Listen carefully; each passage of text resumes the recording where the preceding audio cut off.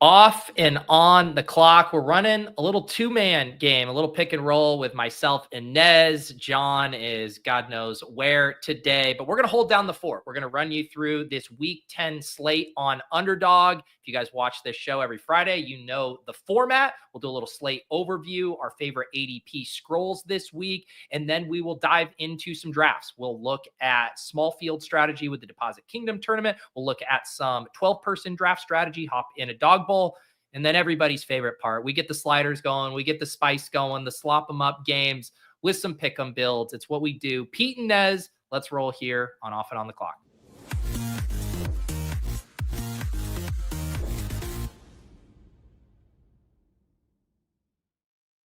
All right, we got Nez, aka Nez Takes, aka Future Daddy Nez. That's right. One of the hottest hoopers going right now in the Underdog streets. How we doing, Nez? Doing well. I was saying to you behind, in the green room that I feel once again pretty confident in this slate. I feel like I say that most weeks. The confidence doesn't always equate itself to results, but this is, I think, a pretty nice week for drafting 6-person BRs. I even like the dog bowls too, despite the condensed slate. But the fact that it is condensed, I think, makes it pretty appealing for drafting 6-person drafts this week. Yeah, there's this element to some of the slates, right, where there's so many good options, specifically in the 6-person drafts, right, where there are just limitless, and like your brain starts to break a little bit because you're like, I'd like to do that angle, I'd like to do this angle, and then you're like, well, I don't have enough time or entries to like do all these things, and then you focus on plays like last week, and then like you and me, we have 30% Drake London, and then he gets hurt, and it's like, well, fuck. This week things seem way tighter. And I kind of like that because, and I was talking about this through the redacted lens with JM, like chalk is going to form no matter what, whether it's a good slate or a bad slate. Right. On a good slate, that chalk is sometimes really hard to avoid. On a bad slate, and I think we talk about this dynamic on Underdog a lot, let's call it like rounds 3, 4, and 5. People are still going to get funneled to those plays because they're always going to get funneled to those plays. And when it's a bad slate, those can be even bigger landmines than usual.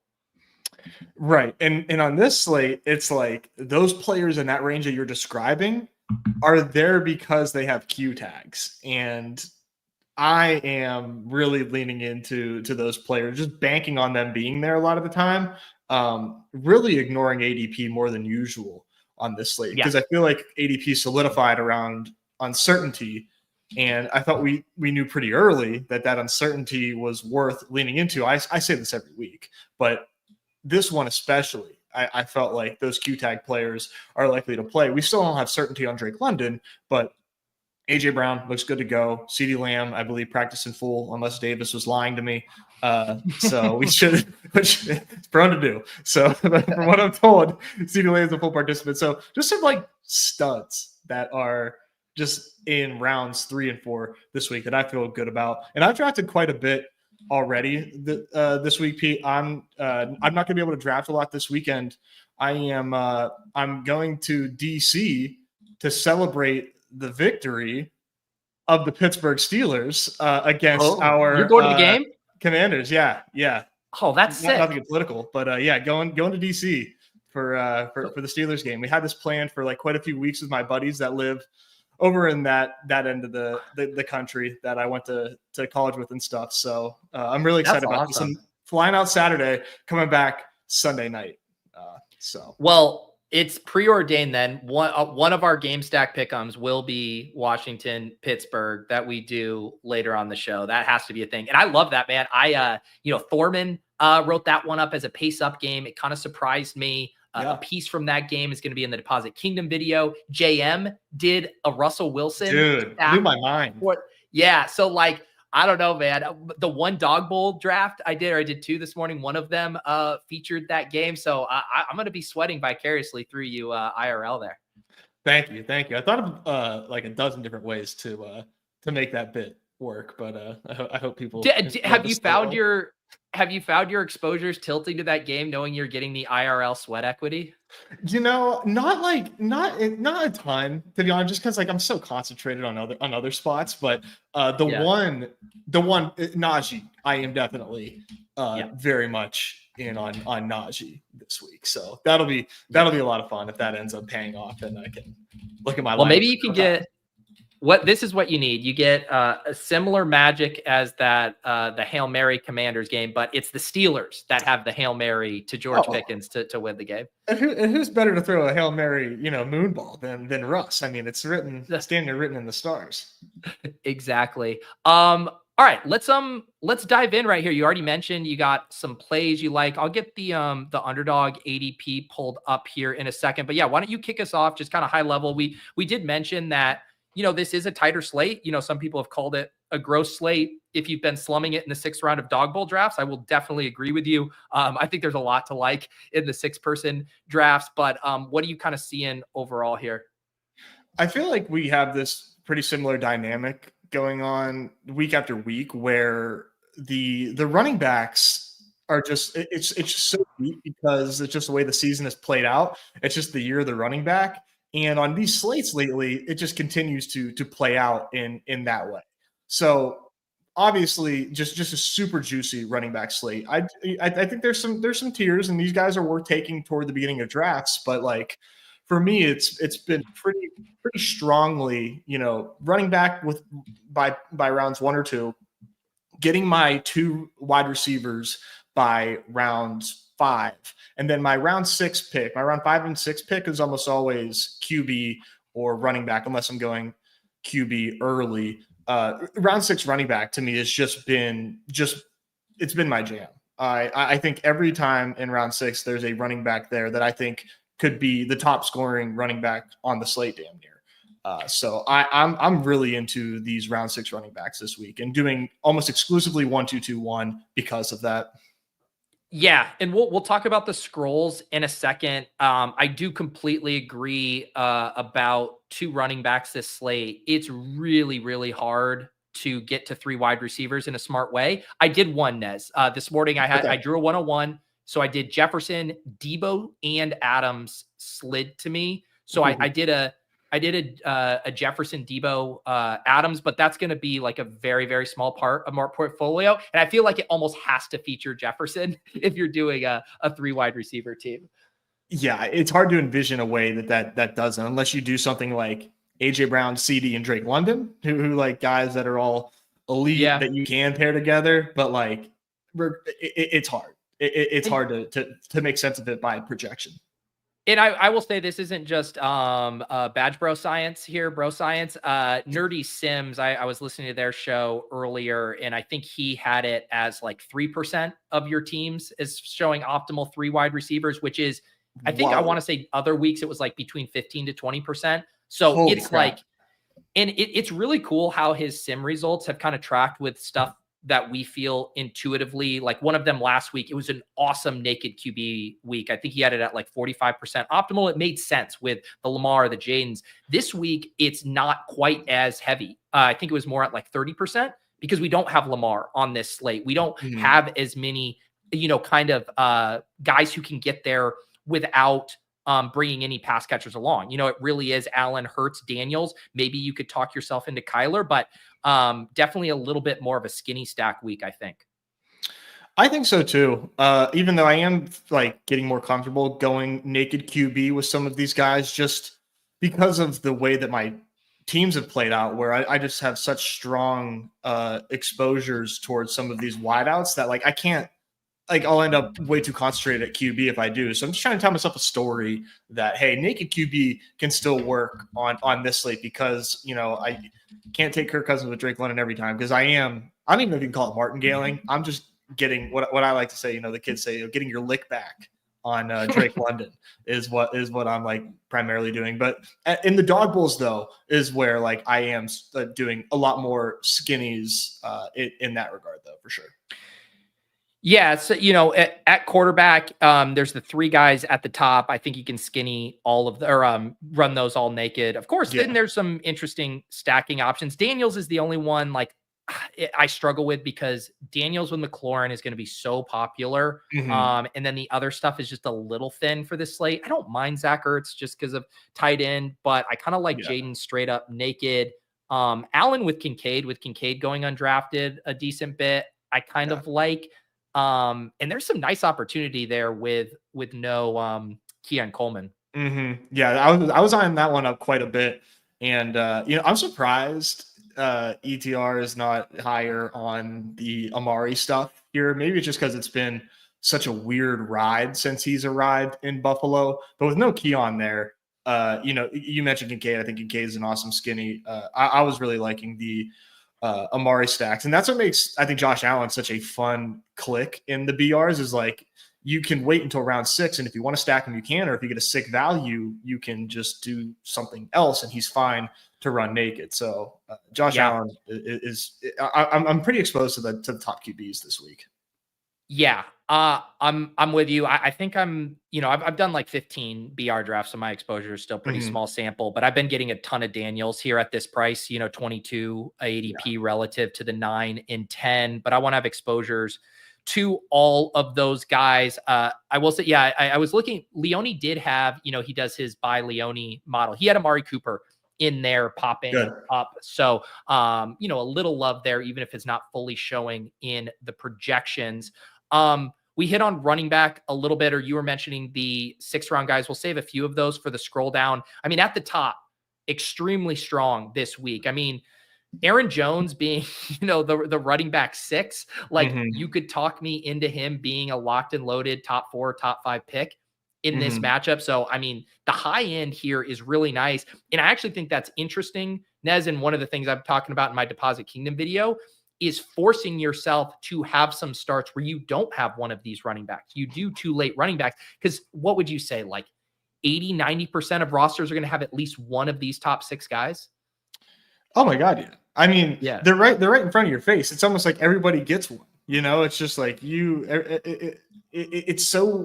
it's hard for me to not do it. So and it makes a lot of sense. I mean, especially because last week too, everybody's very much, what have you done for me lately? And last week it was the big chalk RB scroll down at wide receiver week, and now we sort of have this different element, it's the same element looking us in the face, but like 2 weeks ago, it was scroll down at RB. So you can kind of play into the market's tendencies based on what people are doing. And I think it's a very sharp point. And it feels uncomfortable because you have to deviate from ADP really, really strongly, but by projection, it's totally fine.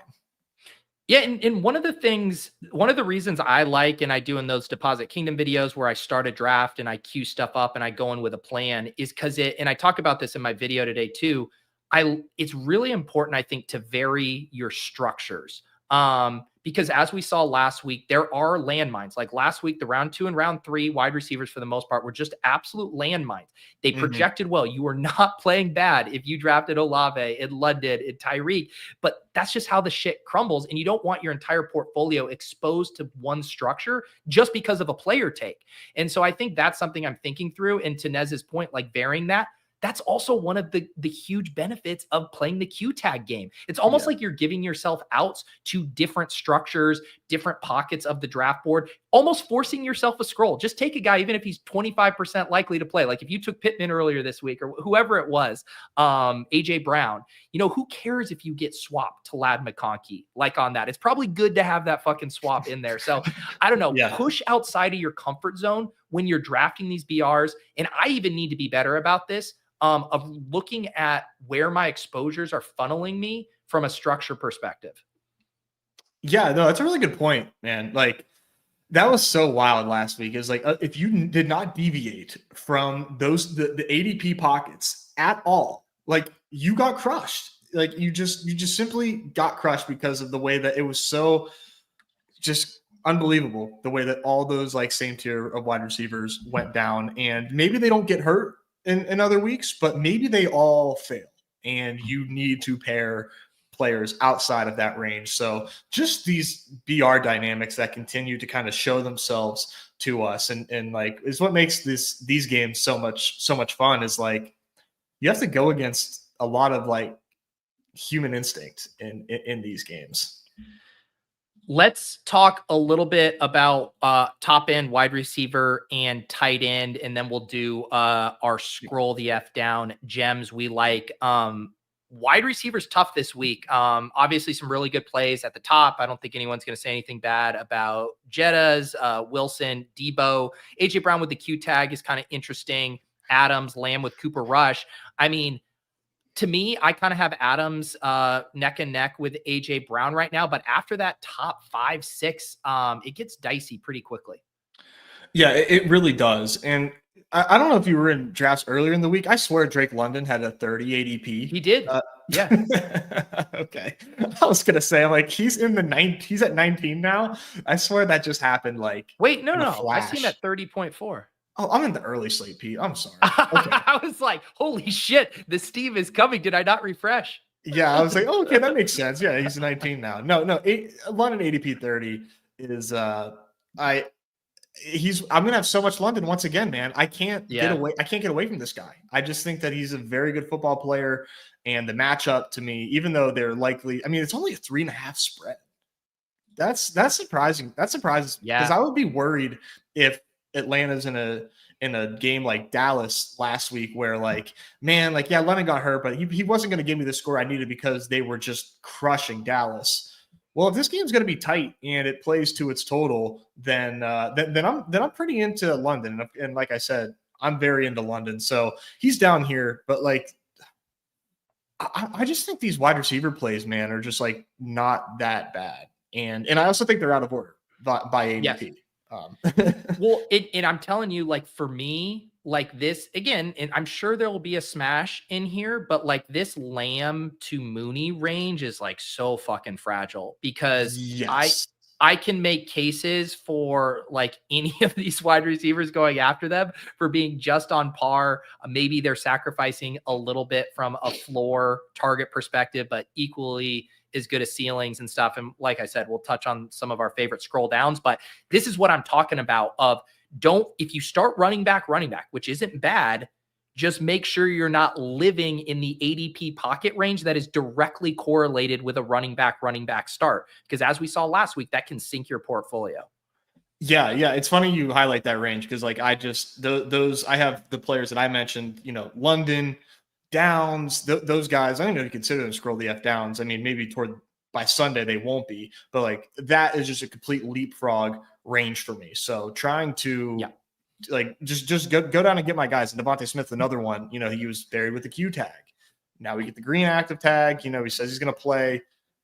It's a pretty, like you said, I just think it's pretty condensed. Like my player pool is very, very shallow. The other thing too that I was thinking about, I normally don't sweat combos at the top of the board a ton. I think naturally the way I draft and kind of play and adjust my ranks, I don't have to worry about it as much. But I was noticing when I was doing my early drafts this morning that I think it's an incredibly good week to play some, as you guys call it, flip the board, play some guys on opposite sides. Look at this Debo ADP right here at 13.1. I think you can make a case on a different slate that Debo should be a first round pick here. If you're at the 6-7 turn, take a Debo share. Who gives a fuck? And I promise you, Debo is going to be far more correlated with the Saquon Barkley on that opposite side of the board. The ADPs directly line up. You can take Debo Samuel with Aaron Jones at the 1-2 turn. So get a little weird. And I pulled it up last week too, like just getting a slight different thing. It could mean 300, 400, 500 less teams in the player pool with that combo, which maybe doesn't sound like a lot, but when you're charging because you have the nutted top 2 pair, going against 400 less teams is a huge fucking deal. I'm doing my BBM combo of Bijan and Debo quite a bit at that 1-2 turn. It doesn't even it just feels right. It just feels like it's what the ADP should be. And because it's not, I'm just going to consider it to my benefit. So the fact that I just have these convictions on some of these plays that also put me in a unique spot, I just feel like this is, I don't want to say it's my week, Pete. But it is, goddamn, man, it's got to be close. It simply has to be close. Just all these factors kind of coming together. It just really feels like a perfect storm of ADP giving people combos, too many of the incorrect combos. And if it's not, then GG's, I'll try again next week. Yes. And here's the thing. Always when we talk about this combo stuff, it's like, are you sacrificing too much projection to pull a guy up? And I would argue this week with how weak wide receiver is, you are not. And if you want to make that case for Lamb, if you want to make that case for Adams, AJ Brown, go wild.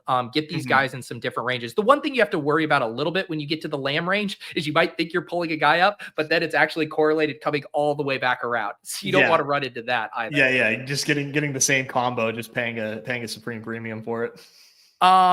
Chris, look at the goddamn show sheet. We do the same fucking schedule around here every single week, Chris. We overview the Battle Royale slate. We do the scroll the fuck down gems. Do you know how I know that? Because it's on the fucking sidebar over there.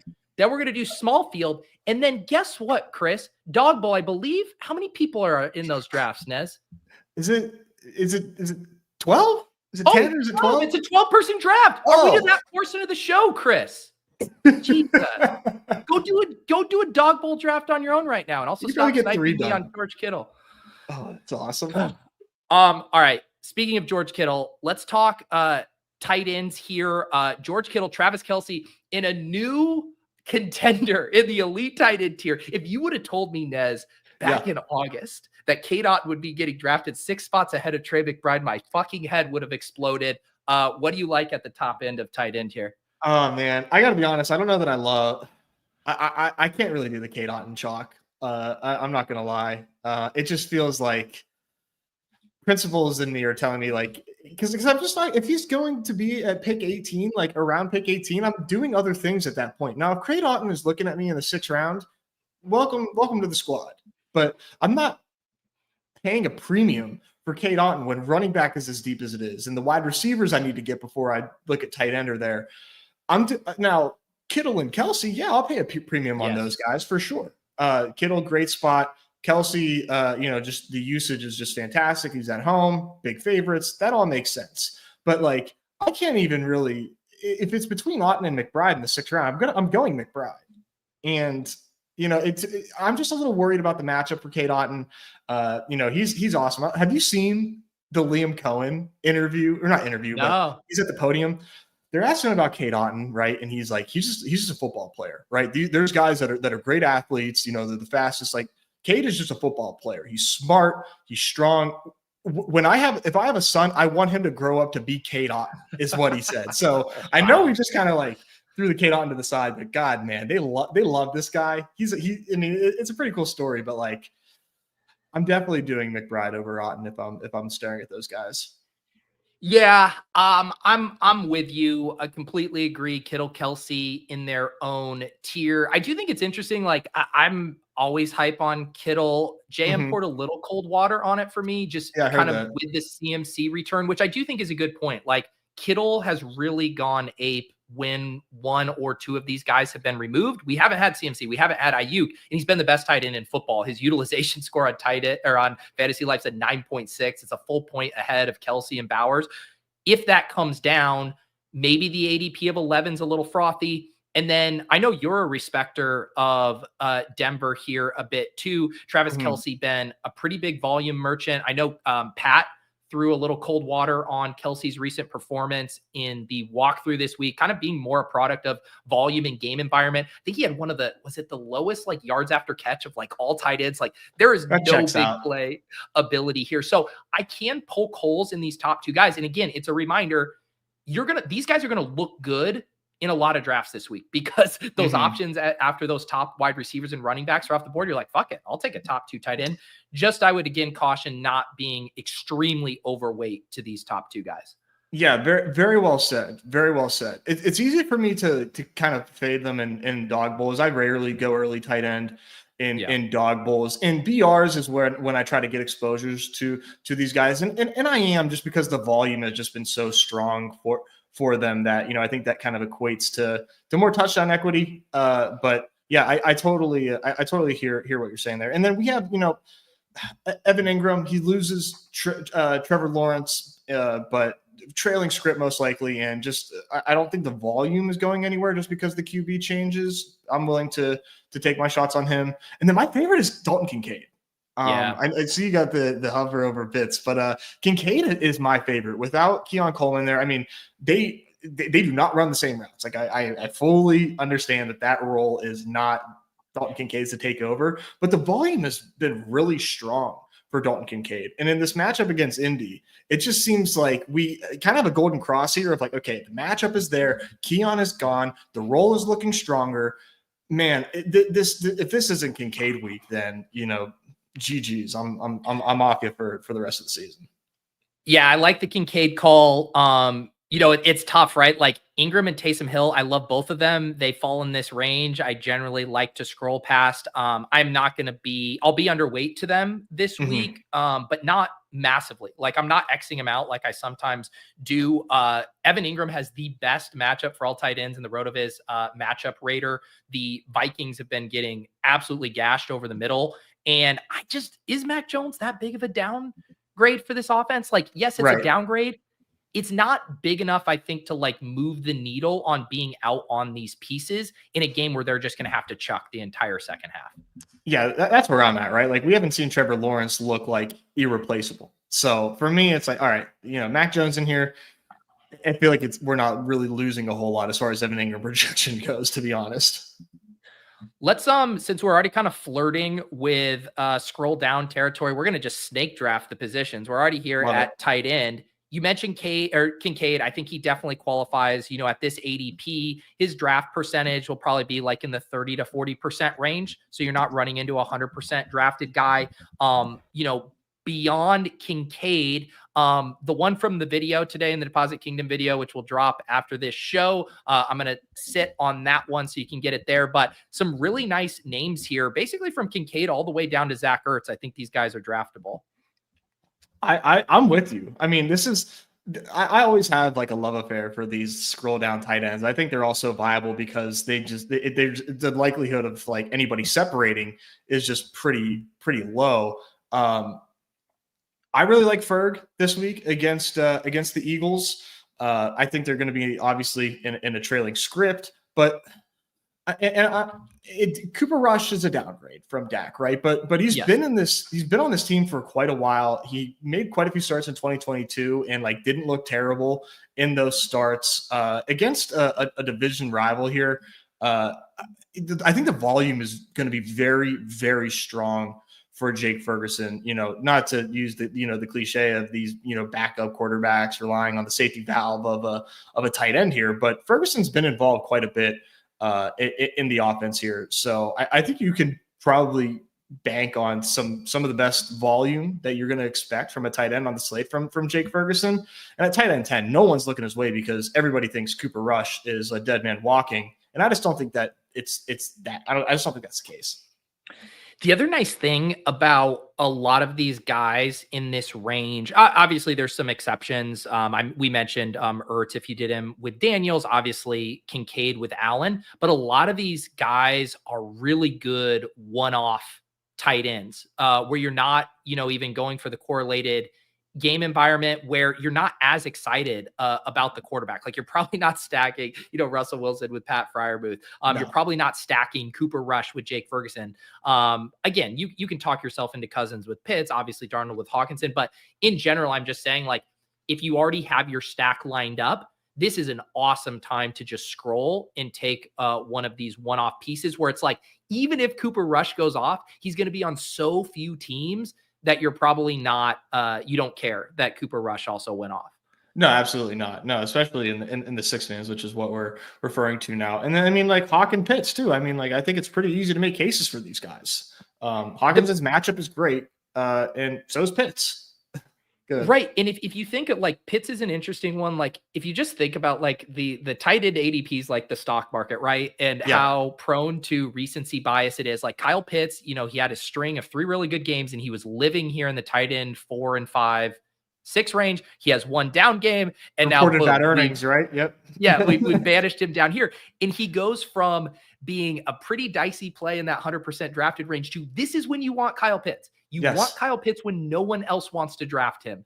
It's the Will Fuller thing from multiple years ago. Like, these are the guys you get on when no one wants to draft. And it's same with Taysom Hill. Like, I'm going to have some Taysom Hill this week. Do not get me wrong. I think he's at a really good spot. But when I look at, the draft percentage, it's probably going to be closer to 50% Taysom Hill draft rate. Kyle Pitts is going to be sub 20%. And again, that percentage in a 48,000 person contest is a shit ton of teams.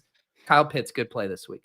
Yeah, straight up. Just a good play. And I mean, everybody was like falling over themselves to play opposing team against the Saints just last week. And that's been the case for a while. And now Kyle Pitts, one of the more efficient tight ends that we've seen on the season, gets the matchup. And you get him at an extreme ownership discount. It's just the good principles of DFS are that Kyle Pitts is a smash in BRs.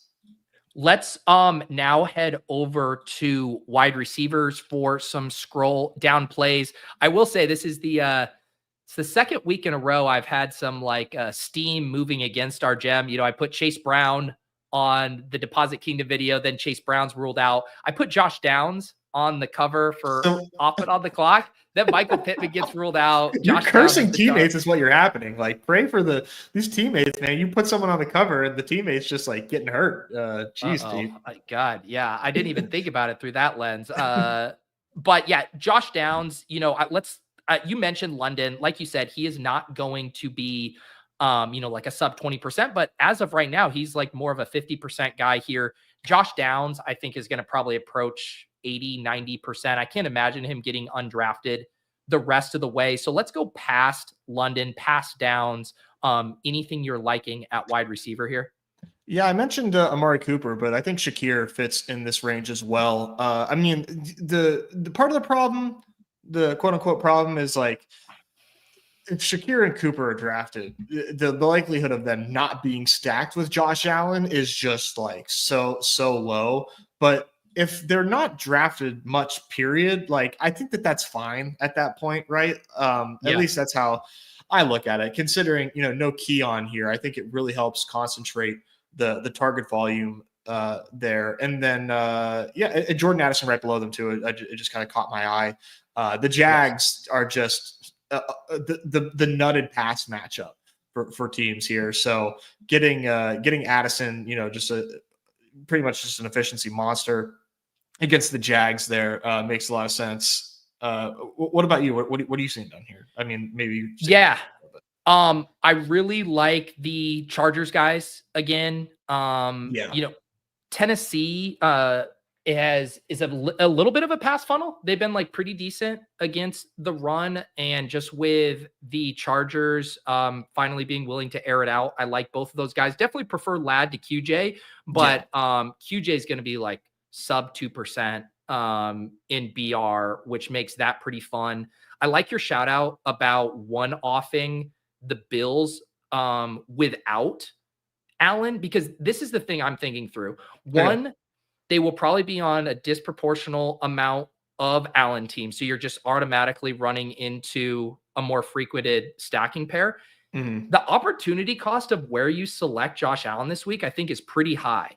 And you're going to have to be having like Josh Allen nuke the slate and not have a Debo or an Aaron Jones or a Devontae Adams or some of those other really strong picks who you're passing over to select Josh Allen. So I kind of like that idea too of like, could I capture a good chunk of the Bills' production and still beat like a solid Allen score because I got the other nuke score from one of those really important skill position players, which for me kind of fall in a range where like the ceiling tier really falls out from underneath it. Yeah, that's a good angle. I hadn't really considered that. That's definitely like that it's just something that like my brain just thinks like, oh, there's no way that can, that could possibly happen where these guys get home without Allen, but it's clearly in the range of outcomes. And I think what percentage of teams would you think either Amari or Shakir are drafted without Josh Allen? It's got to be single percentage, right? Like, yes, because it's the double whammy, right? Their draft percentage alone says they're going to be like sub 15%. And then I would guess like 12 to 13% of that is going to be with Josh Allen. So that's the only thing of like being willing. And this is even a bit of a leak in my game, like being way more willing to one off some of these plays at the end, I think is is good. Yeah, I like the Jordan Addison shout out. One of these is going to be in my video, so I will save that. We mentioned Quentin Johnston. I think you're getting a little thin once you're past Quentin Johnston. Maybe Noah Brown on like a Hail Mary Jaden Daniels team, just because he's been a pretty big play guy. But that's probably about as far as you want to scroll this week. Yeah, I will say too. I mean, I can't get away from these Bears. Like, and Keon Cole, or rather Roma Dunze, is somebody that, and maybe this is more of a 12-person play, but it's not. Yeah, You're okay. A spoiler. You're playing spoiler. I apologize. Of course. No. No. Give it. I want the Nez take on it. Yeah, I think Rome is just kind of emerging as the number one target for Caleb, and maybe that's what's leading to some of the DJ Moore frustration there. I still think that all three of these receivers are still very talented, but the real thing about this is, like, I just think that the Patriots, like, this total is low, and maybe it's just because the Bears defense is strong. I think this is a good spot for the Bears to get right. They've looked abysmal 2 weeks in a row. No one wants these Bears. No one wants anything to do with these Bears. And yet, before they fell down to earth in disastrous fashion, Caleb put up back-to-back plus 20-point weeks in fantasy. I don't think that that's out of the range of outcomes for him against the Patriots. Now, they are going to want to run the ball a lot. I fully understand that. But I think Rome can easily find his way into, hey, you need to have him on a BR team in 6 minutes this week. Yeah, and maybe there'll be a little steam coming, but it is interesting. ETR still has him projected as the third of the three little Bears, which is interesting to me. I had to IKB that one when I was cooking up my plays for this week. I will say, though, I did dog bowls, Des, and did 2 dog bowls, and Keenan Allen is on both of my dog bowl teams because he was like the port in the storm for me in the 6th round. Yes. I like the spot for the Bears. I'm with you. Yeah, that's been like my – yeah, that was a great analogy. Him and Rome are there for me in the 6th round in dog bowls every time, so I have a disproportionate amount of Bears as well. Let's talk running back scrolls. I will kind of cut it off. DeAndre Swift, James Conner kind of pushing into maybe more like 50% drafted range. Once you get to Najee, now you're down here in kind of the sub 20% draft range. It is a weaker scroll week at running back, by ADP, Najee, Ramondre, Pollard, Dowdle, Brian Robinson. Like, to me, it kind of stops after Brian Robinson. Like, I don't know if you could talk me into a Rashad, Eckler, Bucky, Dalvin in these 6-mans. What do you think? Brian Robinson is like the line in the sand for me as well. It's hard for me to get below him. I mean, I would not be surprised if like Rashad or Bucky puts up a score that could help you win some big money. But I'm not going to be drafting them to find out. It just seems like a strong uphill battle for those two, and it's just not necessary because those guys are running back.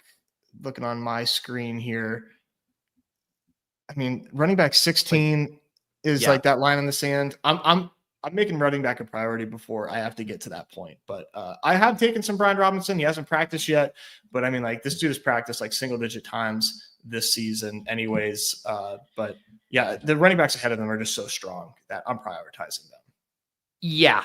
I'm going to have a little bit of Brian Robinson. I'll be honest. He almost made, just because this was like the short list that I was looking at for my video on scrolls. And Brian Robinson was the guy I almost went with, just because I like that game environment. I like the Q tag.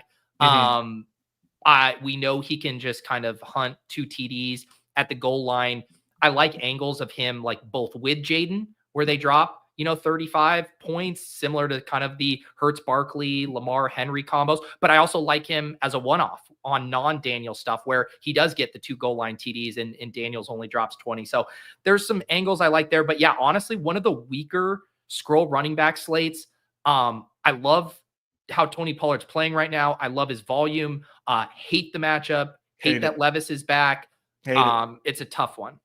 Yeah, I'm not doing Tony Pollard this week. I mean, I've rarely done, Tony. I did him last week. I did play him last week, but this spot, I'm way off. I'm a huge Chargers respecter. I think they're a sneaky wagon in the league right now. But I mean, the Chargers have fooled me literally my entire life. They've always been like my one-off team in the league. They're like, man, the Chargers, God, but they're just cursed. But until the wheels fall off, I think they're a really, really strong team. I don't know how often people are going to scroll to Ramondre Stevenson in six mans. Yeah. Love me some Ramondre in that case. Yes. If the ownership on him is going to be as low as I think, then I will flag plant him as like the scroll of the slate.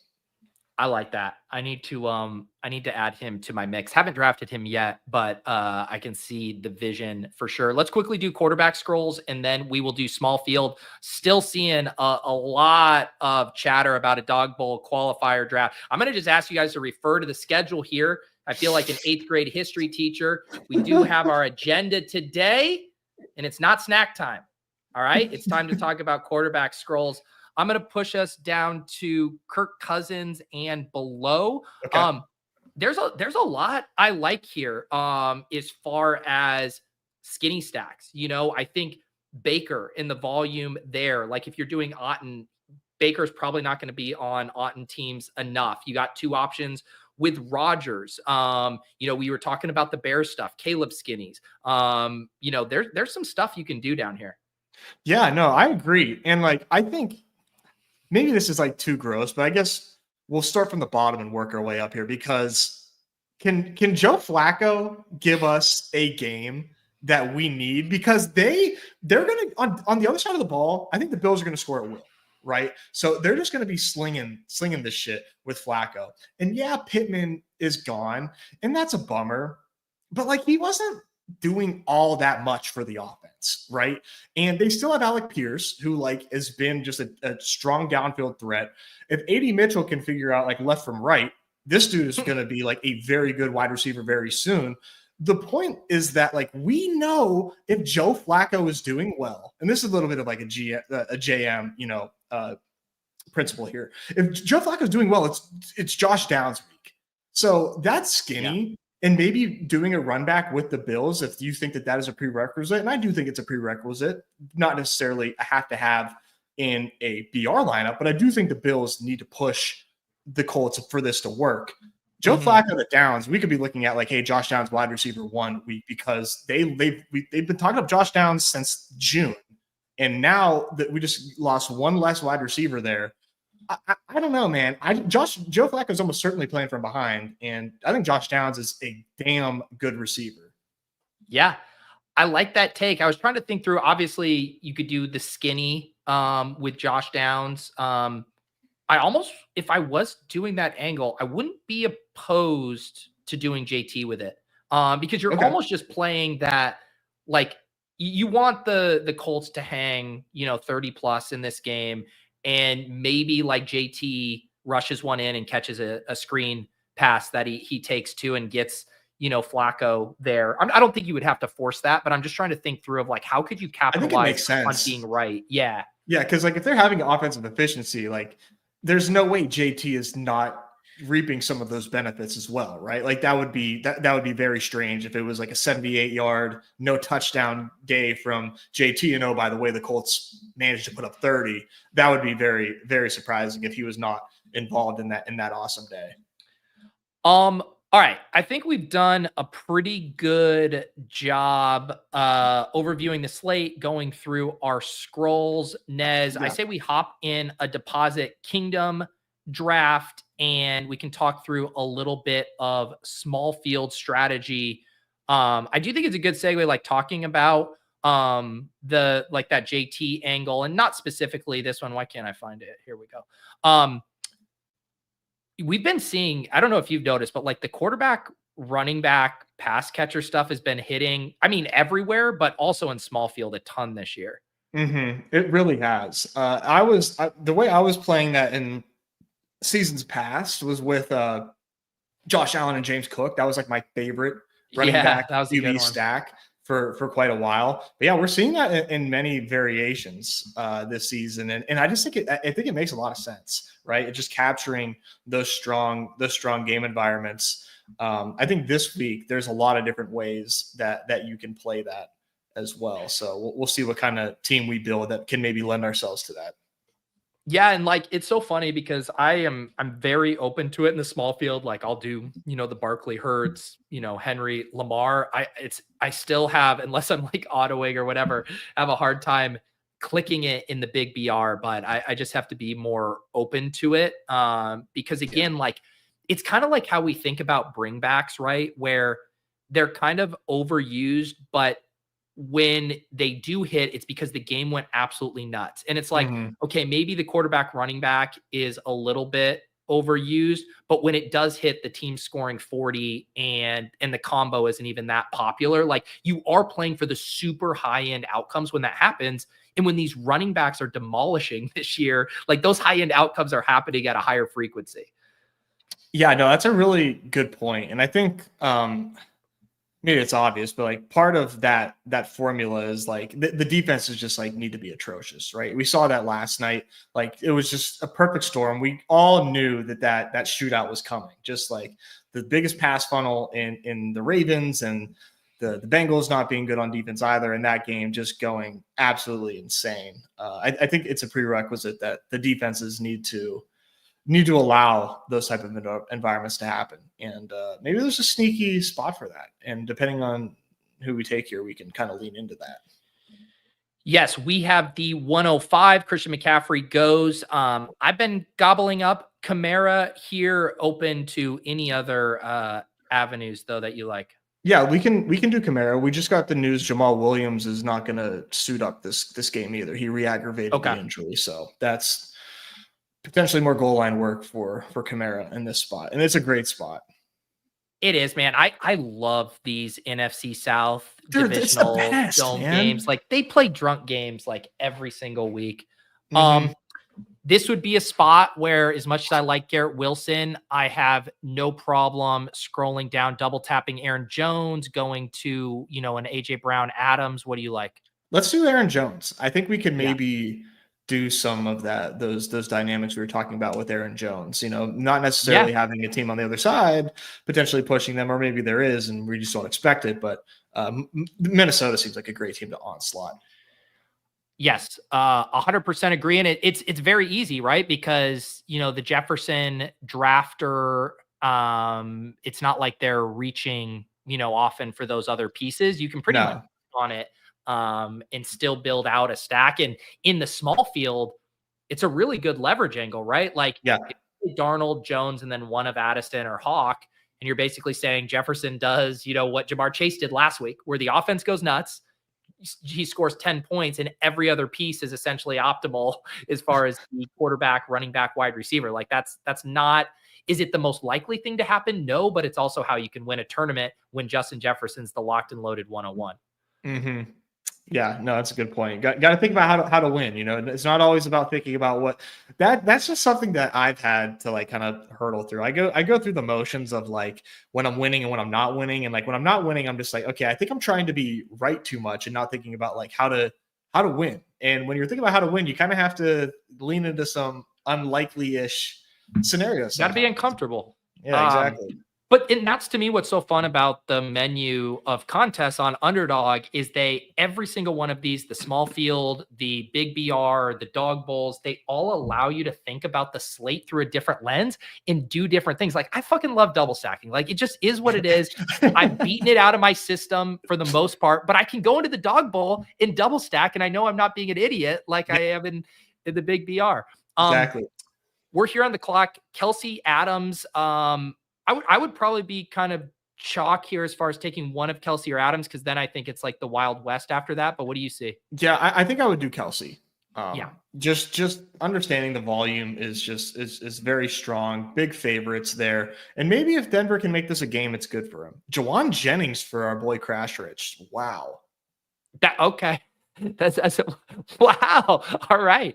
How do we want to? Because we could do like an Adams, Addison, Darnold, like on to round out this team, or I think we go Devontae here, man.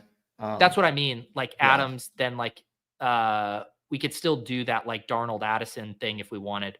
Yeah. We don't have to scroll right here. Adams in this matchup here. This is a game. The Jets Arizona game, I think, can get out of control. And I'm pretty excited for it. I like it a lot. I love those like Brees Adams, Brees and Garrett Wilson, where you just don't deal with kind of the low ceiling that Rodgers has, and you just capture all the points through 2 of the 3 kind of alphas. Yeah. The chosen, he's in the chat here. TCD. Yeah.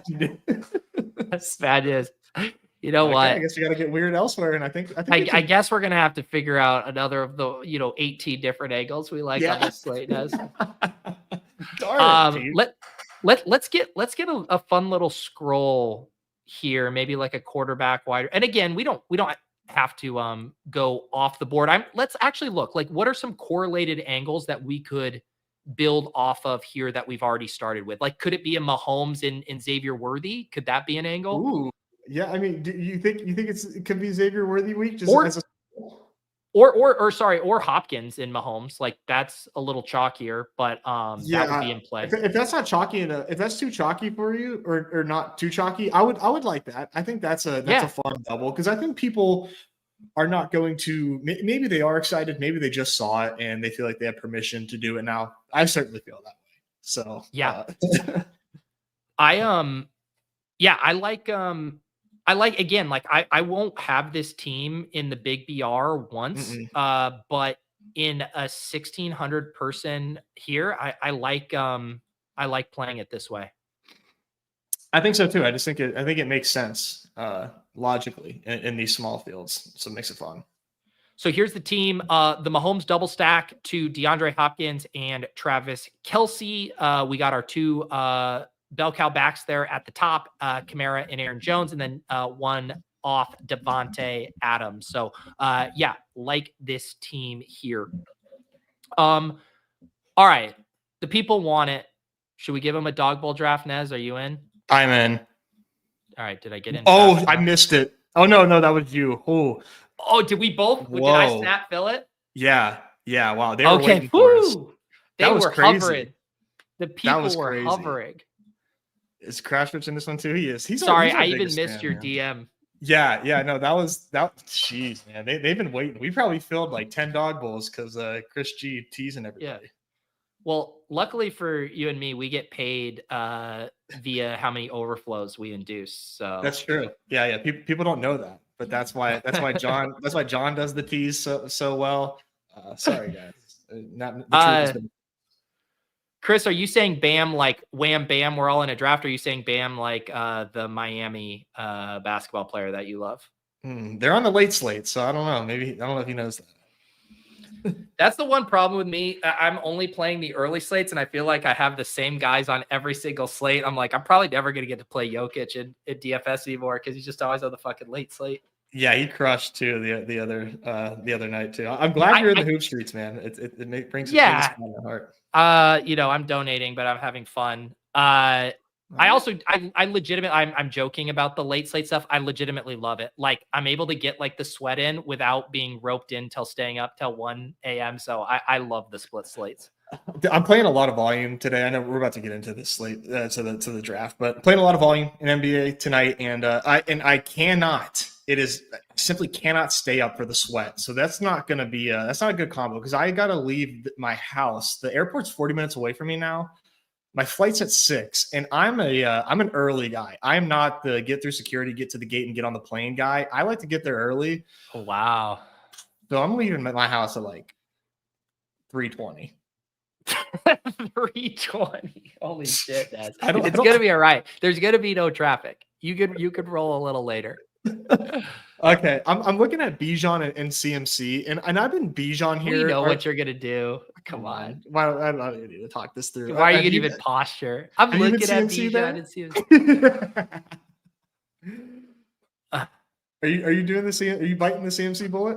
Yeah, I just haven't been in the spot yet to get him much, but yeah, I will take him here if he falls to me. I do not have pre-check, you guys. I make sure our No TSC, TSA pre.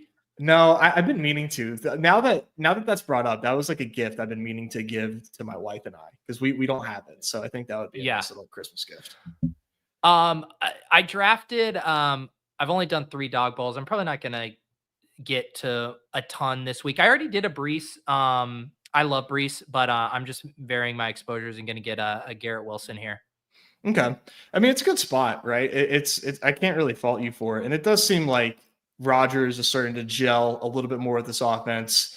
And man, I really do think that this game has like nuclear potential, because I really do think that the Jets defense is much worse with Saleh out of the picture now, and Kyler can really flip games on their head. I think he's a pretty strong component to this game. Oh, hello, to this game doing what we needed to do.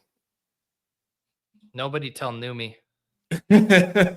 Listen, this guy, he saw Mahomes put up the 20 he points. saw the Mahomes. I love it. We just needed permission. And just Liam snaps Josh Allen right after him. If there's anything better. What do you call that in poker? Is that a check? Is that a call raise? What do we call it? That's a where the hell do you get your ideas pick right there. Okay. That's fantastic.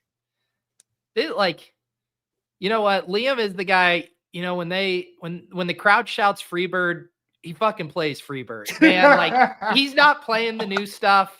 He's not testing anything out. He's going to give you fucking Freebird. That's hilarious. I love it. Shout out Liam. I would not be, man. I would much welcome Liam to the Dog Bowl, because I want to meet Liam. I would like Liam to be in Dallas so I can shake his hand. Yes. But not at the expense of my seat. Now we got to just see which pieces he's going to pair with him here. Yeah. Maybe an early James Cook. Wouldn't be surprised. I will say, Nez, it was last week when we were doing this and you were like telegraphing that we were not going to like our picks at the 2-3 turn. I've definitely felt like that cliff we were talking about in the 6 persons too, around this range, like 16, 17. Like, I don't like the middle spot of the board this week. Like right about here, I feel like all of my options that I like are pretty wiped out. Yeah, this is, I just ignore ADP and typically take a running back that I like here. Yeah. I think Kareem Hunt is a very nice play in here. I mean, there's a lot, but I just go grab a running back because it's what I feel best doing. Yes. I've done a little bit of Kareem Hunt in this range. Yeah. And you can really, running back, like we talked about, it can get thin really fast. I'll see what, Wolmaki does here. Okay. Takes James Conner. There you go. You know what? I don't think I'm going to have a ton of James Cook in the 6 mans. I'm going to grab a share here at pick 19. Always, I know I don't have to sell you on James Cook, but again, the floor is always pretty low, but man, the ceiling is sweet, and a little homage to Chess Liam in this. Yeah, I think that makes sense. Lamb, man, Lamb might be I think Lamb's a great pick. I am team CD this week, but for me now, like I said, usually going wide receiver here, but Jalen Hurts still being here is wild. So I'm gonna go Hurts, because I do not think you're gonna see too many Jalen Hurts Bijan combos in BR this week. Yeah, I'm the same as you. It's just like I generally don't love doing the early quarterback in dog bowls, and normally the way I'm playing these late in the week, because I have like no CLV, I have no unique combos, is I'm generally like dialing up some late stacks that I like. So I kind of like to keep the out for like that, but it does suck because you're not getting a player who projects super well relative to the quarterback. So it was probably a mistake to pass on Hurts, but I only get a few bullets in here. Yeah. You gotta build the teams that you want here. I'm fingers crossed I get Devontae Smith back to me here. What kind of volume are you putting in on Dog Bowl this week? This week, I'll probably get to like 30. Usually my magic number's been 40, but I would be shocked if I get to 40. I am doing a stream tonight though, so that's I usually get about 4 or 5 in on those night streams. But I got the airport too. I don't know. Maybe I will get to 40. I like to get to 40. 40, I feel like is a number that I'm comfortable with. Because I would love to get back there. It's just it was just so much fun, man. It was just a lot of fun. Well, Nez, you do realize you're going to be there no matter what, right? But it's the competition. Pete. It's I need to get back in the arena. That's John and I can come up with some side competition for you if you want. We can bake in some additional competition to the weekend. We might not be able to offer $1 million prize pool. No, but we could try. Yeah, I'm sure we'll have our fair share of games to play.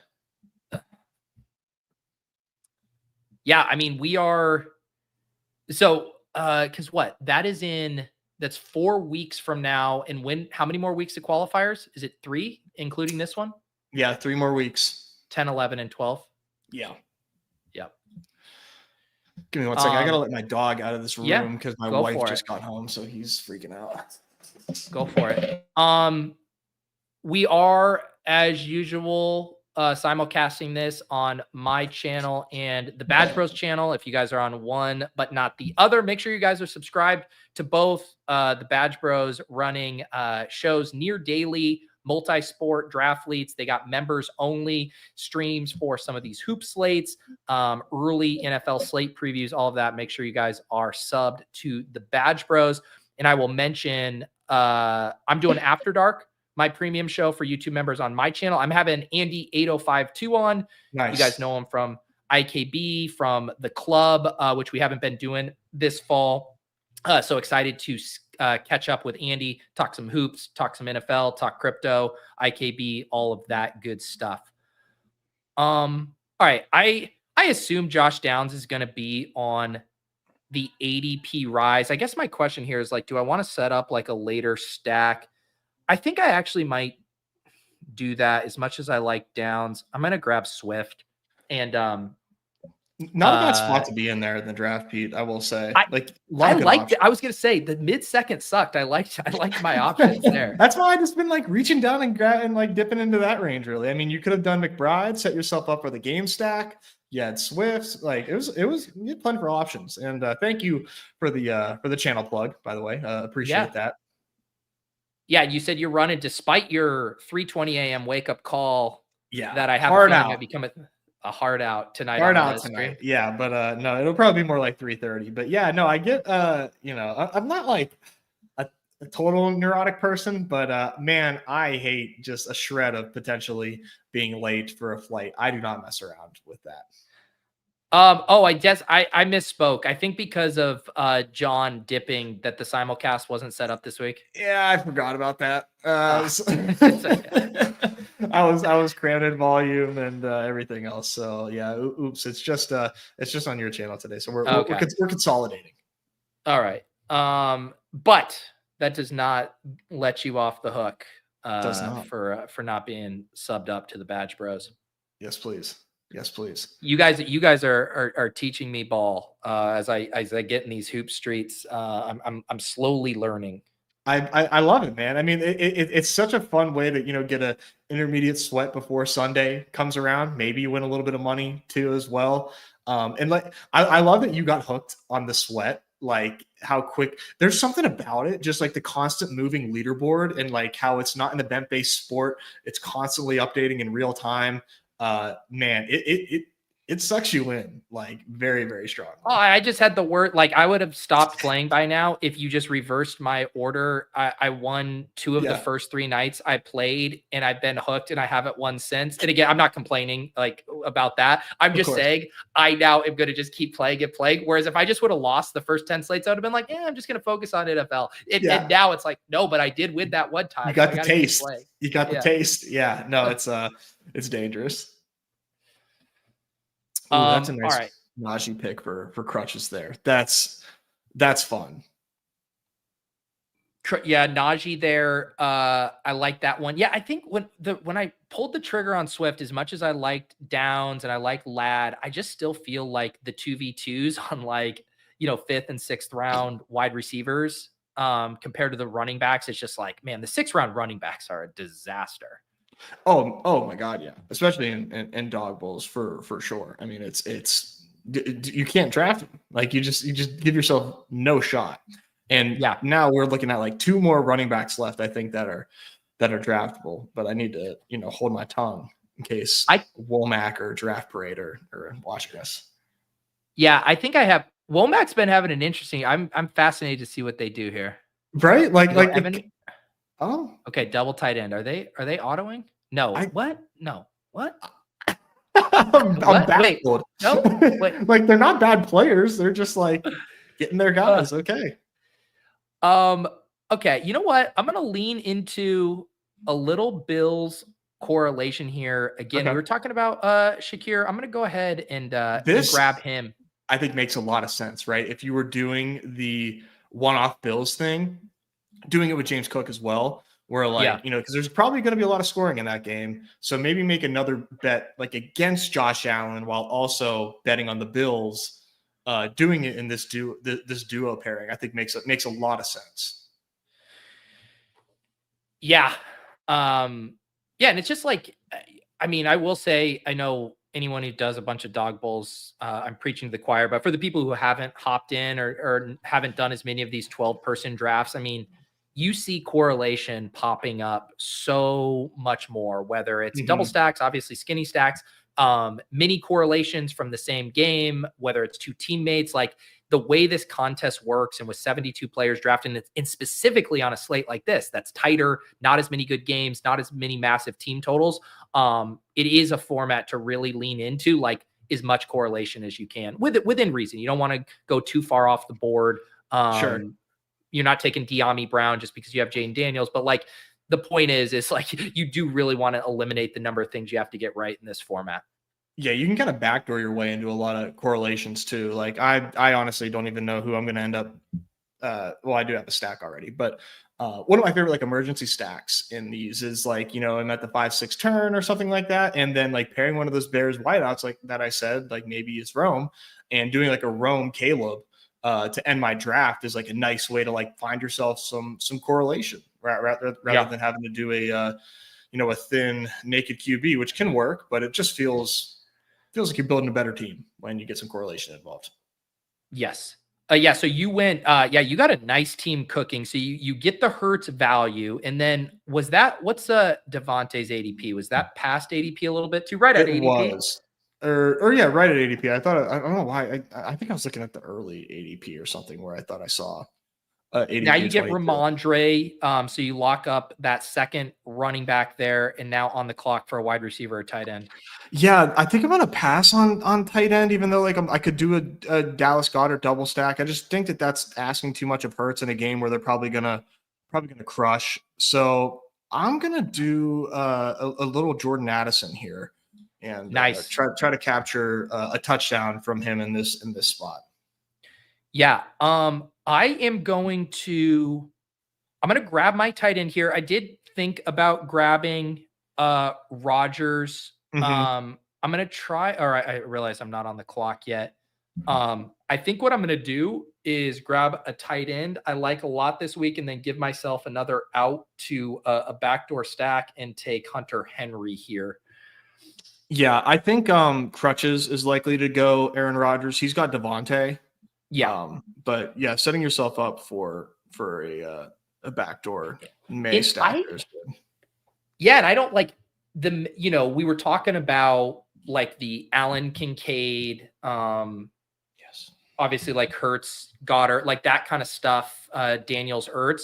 I mean, like Hunter Henry and Drake May is the 12-person version of that, where you're getting the quarterback who's got some mobility, can kind of get there, but man, Hunter Henry has a sick role right now. He leads the team in every receiving category. I love it. I mean, you don't really get paid off much for it in best ball because it's like cool you're getting like 10 points, but like, man, I feel goddamn good about having all of this Hunter Henry in my BBM team. Yeah. We did get a notification too. Go ahead. I was just going to say one thing I was kind of surprised about. I forget which week it was. What was the week where Jordan Addison, was it the Packers Vikings game where people were starting to take Addison at the 2-3 turn with their Justin Jefferson teams? Yeah, I think And so. like, this is just as good of a spot, if not better. And now Addison's like free, like people don't seem to be into him in the way they were that week. Yeah, I find it interesting. I think Jordan Addison's a pretty good receiver, and this is a hell of a spot. But they kind of come down to earth a little bit, and people don't think that it's possible that Addison can put up a good game again. I'm not sure. I think the spot is fantastic. Yeah, I agree. I was going to mention Looks like we got Drake London likely to play. They expect him. They feel good about Drake London playing. So good news for me. I can push the plane here with G locking up his double stack. Everyone else having taken quarterbacks there.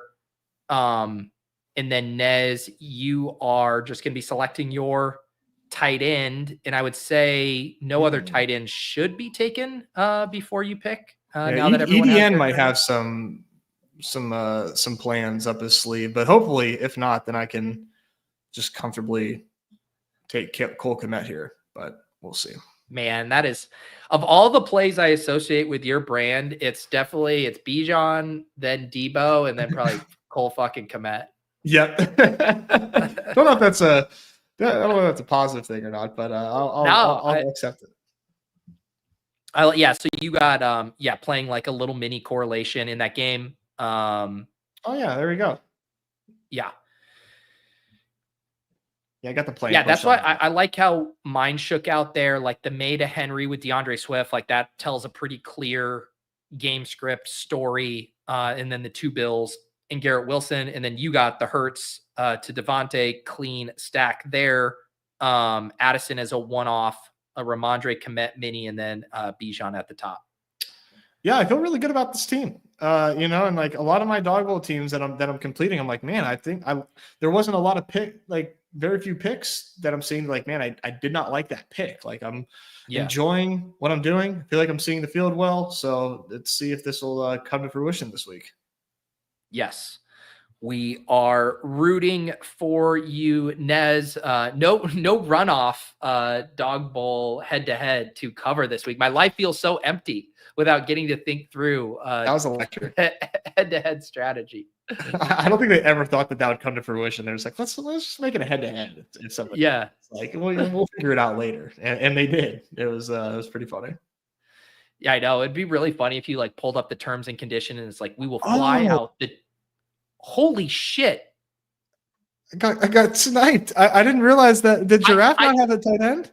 Dude, that is my bad. I didn't realize that they hadn't taken a tight end yet. Oh no! Well, perfect. I get Freiermuth, so there's some more real life sweat equity for me. You actually did exactly what I wanted. I totally missed that too. Oh, dude, this was a spite. It was a spite. They set up the Darnold backdoor to Addison. You took Addison, and they it was. Oh, Giraffe Parade. I'm so dude, Giraffe out yourself in the chat right now, Giraffe Parade. Just say that it was vengeful. There's no other reason. Unbelievable. There's no other reason you're taking Cole Kmet there. I mean, I guess you had DJ Moore, you're doing a phantom stack. But that was a tilt pick if I've ever seen one. Respect. Absolute respect. Okay. All right, let's cook here. I'm running just a little bit behind on time here, but Nez and I, as always, are going to cook up some pick'em builds for you. Nez, should we start out with a core here of some picks we really like? Yeah, lucky for you in this hard out, I did some homework, so I got some strong plays here.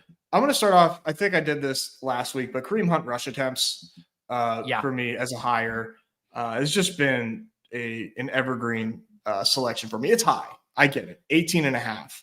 But other than the first game that Kareem Hunt played as a Chief off the couch, he has eclipsed 20 rushing attempts in every game. You're looking at touchdown favorites here at home against the Broncos. This game is going to feature a lot of Kareem Hunt. And if it doesn't, then I think something went wrong. Yes, I like that call. It's also a beautiful hedge on our Mahomes double stack in the Deposit Kingdom League. There, That's we're right. hedging the Jacobs. Which I am not forgetting my equity in, Pete, of course. Oh, of course. I'm gonna do one I like here. I'm gonna do Justin Herbert passing yards. 226.5. This is up a smidge. I love this spot. Like I said, the Chargers are finally throwing the ball. Past 3 weeks, all positive drop back over expectation rates, which was not the case to start the season. Mentioned the Titans being a little bit of a run funnel. And then one other thing that really piqued my interest in the O-line, D-line mismatch column over at ETR, they had the Chargers, the biggest mismatch, the Chargers offensive line. And because it's tougher to run, if you have that mismatch, like Herbert's going to have all the time in the world in this matchup here. So deep shots to Ladd, to Palmer, to QJ. I like taking Herbert going over 226. Nez, he has just smashed this the past 3 weeks. So I like this number here. Yeah, this is one of my favorites too. I had it marked down on my short list. Beautiful. Love Herbert in the BRs, and yeah, this is a nice way to get to that too. It doesn't feel like you're asking too much of him. Do you want to give us a third for a core here? Yeah, so I think I got 2 here that we could play. They're both from the same game. I think either Kincaid receptions or Jonathan Taylor rushing yards. Now the Kincaid receptions are get a little bit of a boost, just 0.05 boost on the receptions here. And I think the thesis is pretty simple, right? The targets have been there. I don't think it's asking too much for the receptions to be there as well in a really soft matchup against the Colts. Or we can do Jonathan Taylor rushing yards, which is 78.5. It is a little bit higher there for a number for JT in this spot, but he's been such a heavy usage player in the offense there, and it's up to 80. So, okay. I think that kind of answers that question for us there. Do you like that, or do you have a?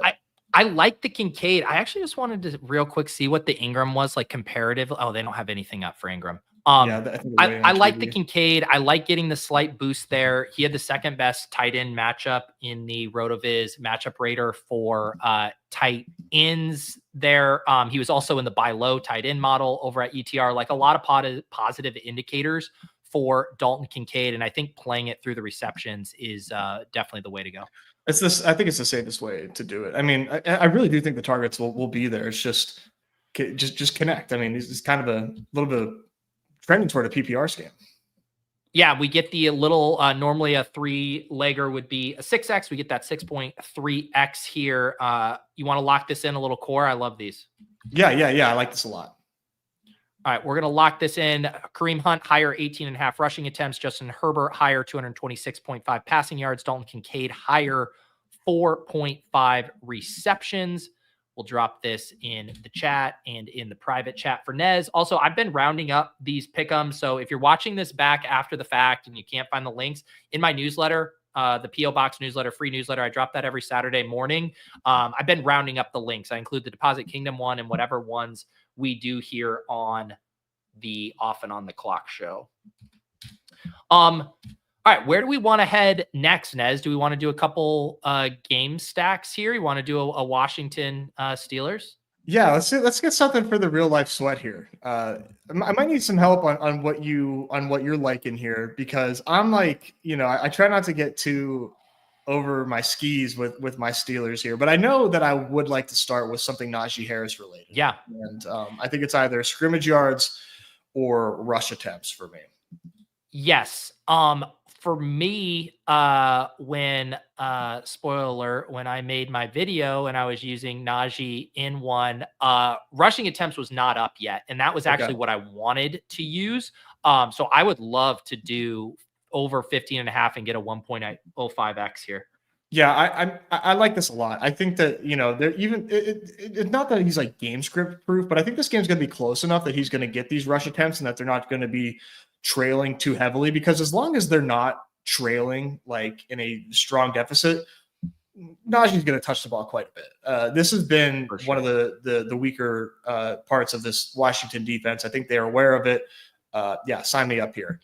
28th in rush defense EPA. So Love it. I completely agree with you. Obviously, if they're getting beat by 2+ touchdowns, like all bets are off. But as long as this is within 10, like Najee's getting the ball in his belly.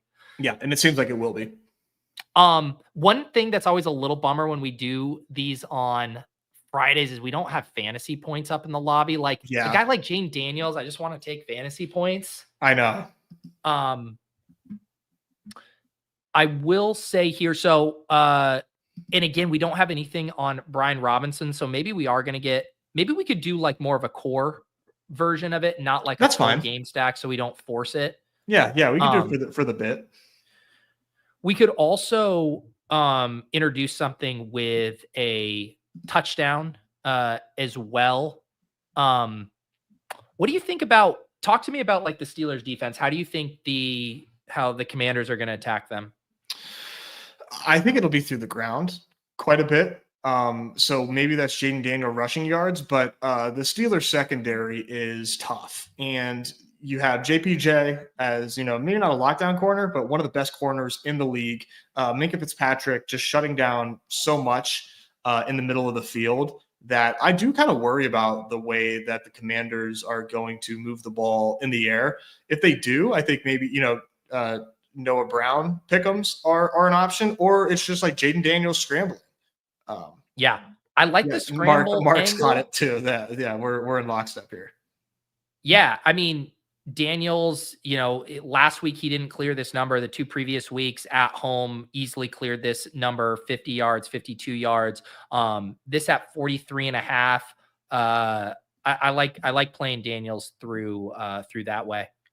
Yeah, and if it's a close game, right? And they like, and it's like, hey, we need to get a victory, and you kind of, I think that means Jaden Daniels is going to be rushing a little bit more because he's just got to find a way to win, and I think that's how you do it. Noah Brown, I don't mind that at all. Probably with his ADOT, probably just want to play receiving yards or longest reception as opposed to 2.5 receptions, I would imagine. Or do you like the receptions? I was leaning yards for Noah Brown as well. What if we slide this shit? Oh, okay. Come on, you don't gotta convince me. What are we thinking here? What can we get? Just going up 15 yards is as a 1.4x. Let's do it. Noah Brown, past 2 games, 73 yards, 60 yards. His ADOT is pretty big there. I kind of like, if he hits it, like he could get this with one big play, the way he's used down the field and just how they run this offense. I am just checking his ADOT here to make sure I'm remembering this correctly. Yeah, it's actually been a little more all over the place. Last week was only 9.2. Previous weeks was 20 and 16. Really? So still a pretty big number there. So what we're saying is that he's a dynamic receiver that can get here in a number of ways. Exactly. So this gets us up to a 9.19. I say we don't force other stuff if we don't have other things we love. No, let's just do this. A nice little 3 pick here for the IRL sweat. This is fun. I like this. Yep. So for the audio listeners, Najee higher than 15.5 rushing attempts. Really like that one. I think that could be a core type play as well. Jaden Daniels higher than 43.5 rushing yards. Noah Brown higher than 49.5 receiving yards.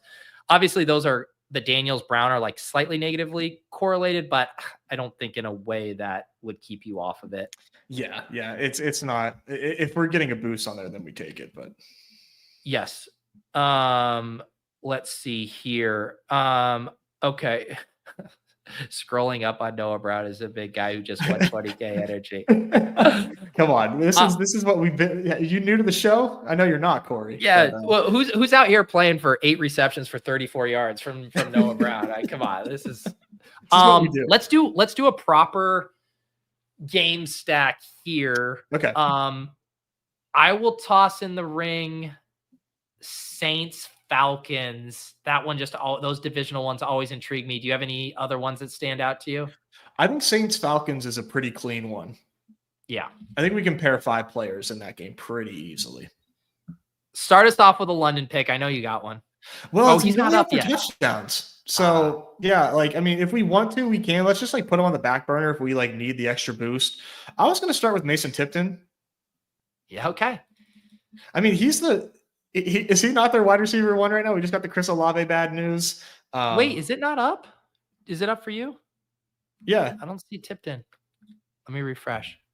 that's weird. Yeah, I've got him up here. It's 29.5 receiving yards. We don't have to get too crazy. David, I went on Davis's show earlier and we used the sliders on that, but let's just a cool 29.5 receiving yards for Mason Tipton feels fine. Okay, okay, yes, I'm back up here. Cool. 29.5. Yeah, let me I'm just curious too, because there is obviously a ton of opportunity, and it's a really good matchup. All of the Saints wide receivers have good matchups here. Yeah, I mean, he's been out there running the routes 90%, 88%, 85. Hasn't been earning targets at a huge rate. Past 3 weeks has been at like an 11 to 12% targets per route run. What's the deal on Bub Means? Is he playing this week, or He's on IR. He's toast? Yeah, he's on IR. Yeah. So it's just like Cedric Wilson, Tipton, and who else has he been out there? The two tight ends. Like they're probably going to be running a lot of 12.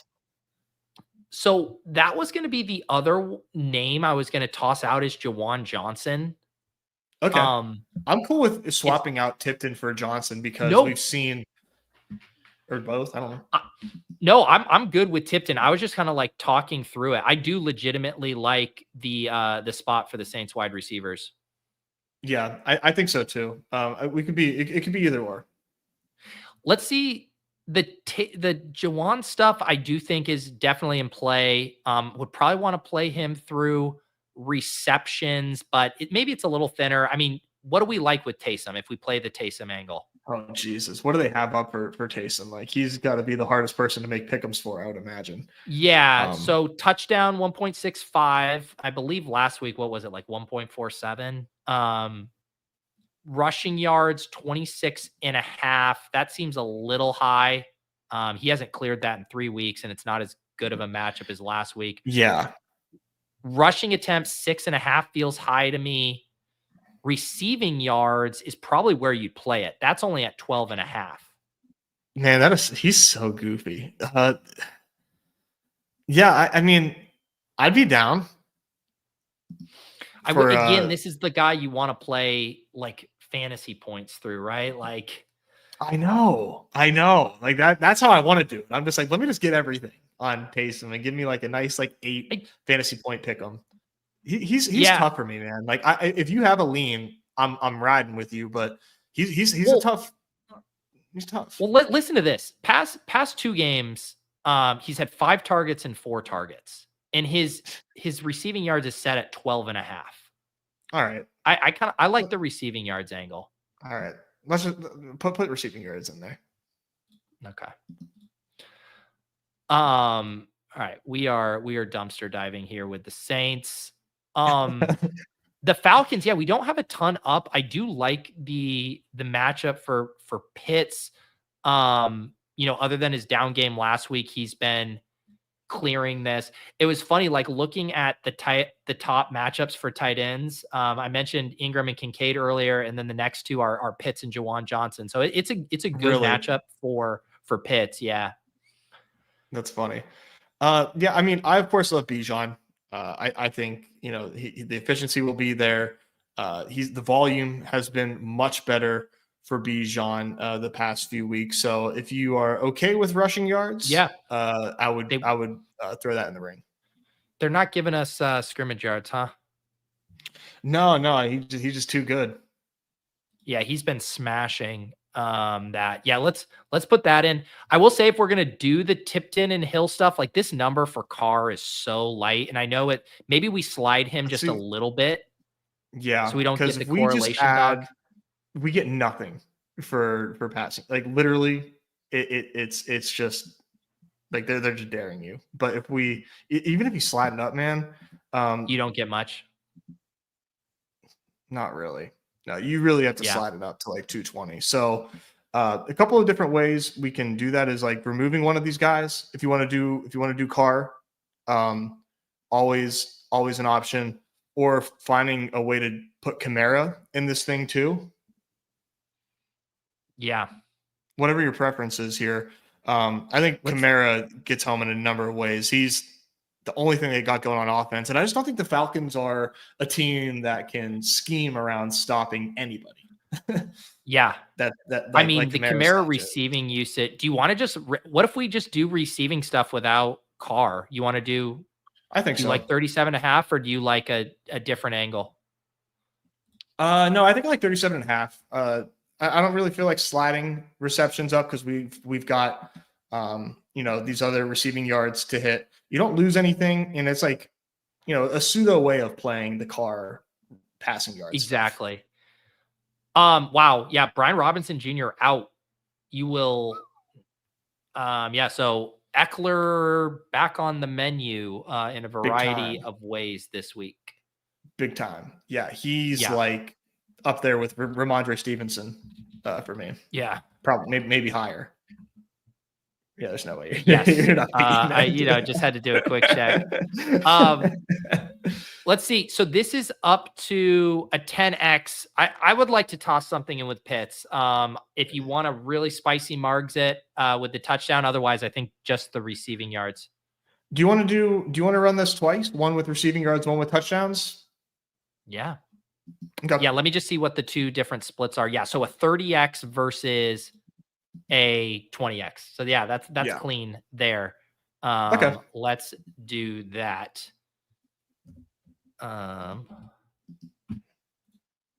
You get the nice reuse button there. Oh yeah.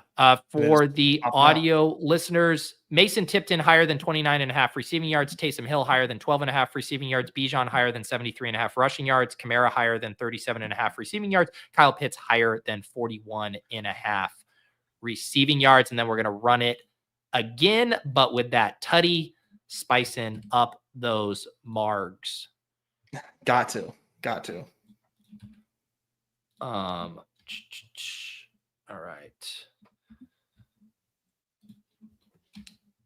All right. Those are in the chat.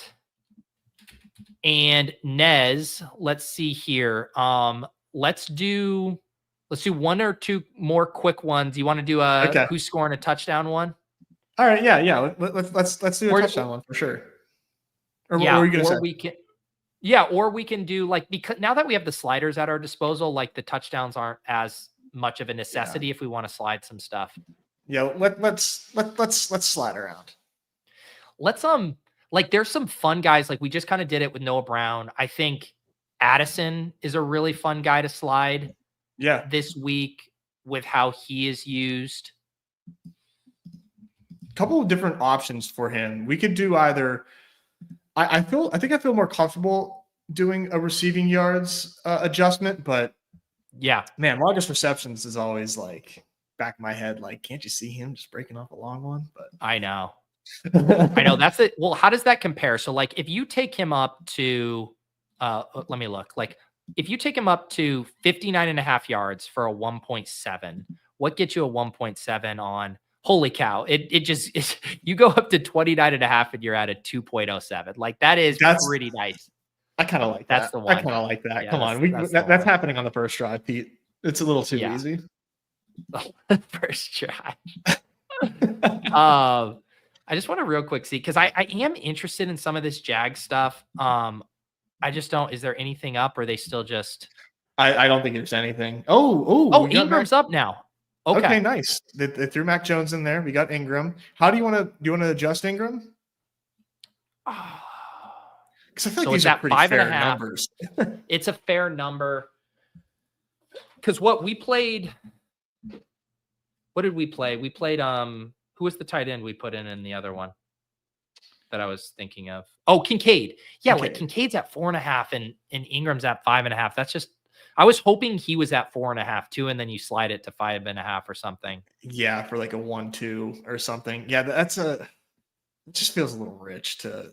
I think it's a good spot for the Jags passing game. Again, I keep referencing the RotoViz matchup rater, but all of those Jags wide receivers were at the top this week. I don't know if you have like a Brian Thomas little love there.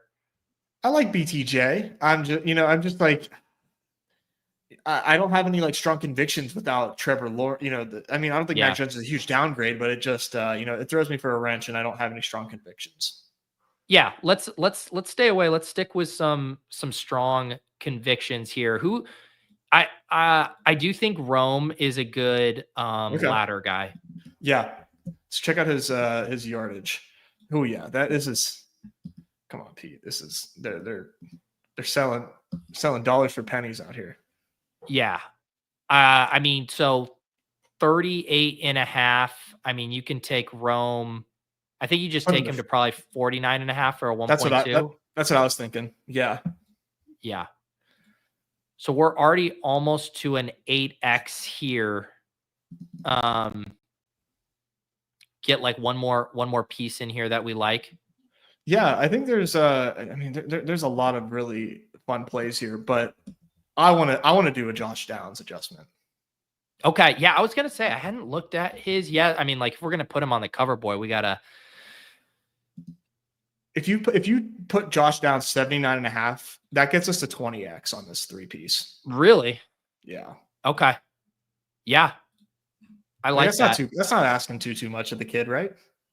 No, it's asking him. I just want to compare what gets you to 1.28. Like, do you like, what do we think's more likely? 8 receptions?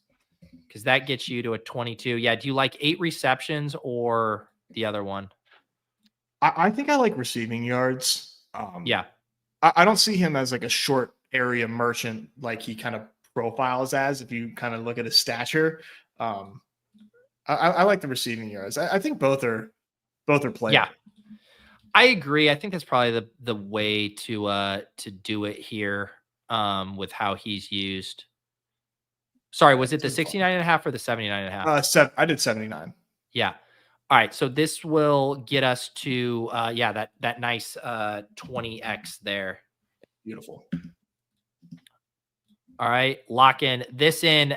Addison, slide it 29.5 longest reception. Adunze, slide it to 49.5 receiving yards. Down, slide it to 79.5 receiving yards. Someone told me on I think it was our guy Adam mentioned that the slider links are now working on Android, or have those been working for you? Oh, they haven't for me. Or at least the Shipcast ones I had to manually play. So if they are, that's fantastic. Yeah. All right, Nez, I got time for one more. This was the wide receiver sliders theme here. I'm looking at my sheet for some other guys or potential angles that I think would be fun to play. I would be down to do a game thing with this Bears and Patriots game. Like, I feel like there's so many plays I like in this. This is the John Memorial slop it up, I think. Yeah. Yeah, the John Warner Memorial play. Yeah, we can. There's so many different ways we could do this. So I'd like to start. I get excited here. I think we just do Ramondre. I think you do rushing touchdown or rushing yards. Do you have a preference on that? Or I guess do we have a? I guess there's a number of ways we can play him, but yeah, I feel like Ramondre is a pretty important part of this game doing what we want it to do. Yeah, I think I would probably just want to play him scrimmage yards and have a couple outs there. Okay. What do you think? Yeah, put it in the box. Yeah, let's do that. Did they pull our robe receiving after we hit that? Yeah, they're scrambling. They got to figure out what they did wrong. Yeah. This is again another one like the May would be nice to play through fantasy points. I definitely want to go back to, I think I would like to do something with, if we were playing Ramondre yards here, I'd like to just kind of take Caleb passing yards again. I think so. Throw on, and I'd say we even slide this a little bit in case we don't have 5 plays we don't like. Okay. Yeah. Let's take this to what do you think? Like 229.5 for 1.39 looks nice. That feels comfortable. And then we'll see if we can get the Rome back. Yeah, that would be best. Anything else you're liking on the Patriots side? Maybe our guy Hunter Henry, perhaps. Yeah. Oh, yeah. Duh. Yeah, I Mhm. think it should be Hunter Henry. Yeah. The thing See that's if we can interesting roll back. about him is he is, I believe, third among all tight ends in air yards. Like they are using him Wow. down the field in a way that, I think normally you gravitate to like receptions with a guy like him, but Mhm. like look at his longest reception line. It's set at 18.5. Like Oh my God. that's like the same as what Jordan Addison's was. It's So the exact same. That's yeah. wild. We And got is Rome back Rome. as well. Okay. We're already committed to Rome. Yeah, Let's what did we do? Did we do 49.5 for him? we did. Yeah. Yeah. Let's get that in with the Caleb slide. So this is at an 8.3x. And then if we just do a random like Hunter Henry, that gets us to 13.9. So maybe we just do a little slide on Henry. Yeah. I think that would satisfy this.